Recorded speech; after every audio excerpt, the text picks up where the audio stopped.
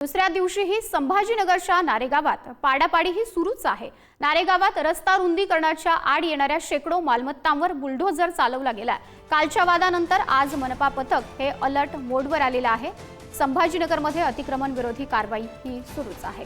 नारेगावामध्ये रस्ता रुंदीकरणासाठी ही अतिक्रमण विरोधी कारवाई सुरू आहे।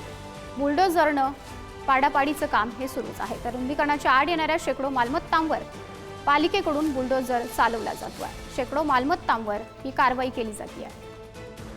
गेल्या 1.5 महिन्यापासून छत्रपती संभाजीनगरमध्ये अतिक्रमण विरोधात कारवाई सुरू आहे। शहरातील 5 प्रमुख रस्त्यांवरचं अतिक्रमण काढण्यात आल्यानंतर आता नारेगाव भागामध्ये कालपासून पुन्हा एकदा अतिक्रमणाची कारवाई सुरू करण्यात आलेली आहे।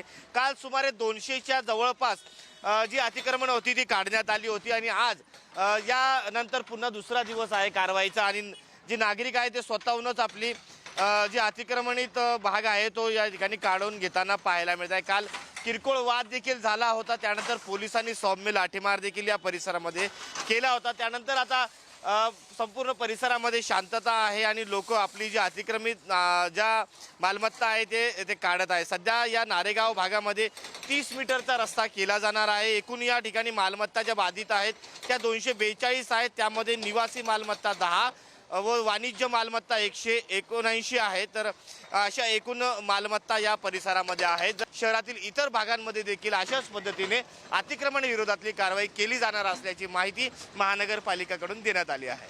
कॅमेरा पर्सन अबुल वागुलेसह मी सचिन जिरे, पुढारी न्यूज, छत्रपती संभाजीनगर।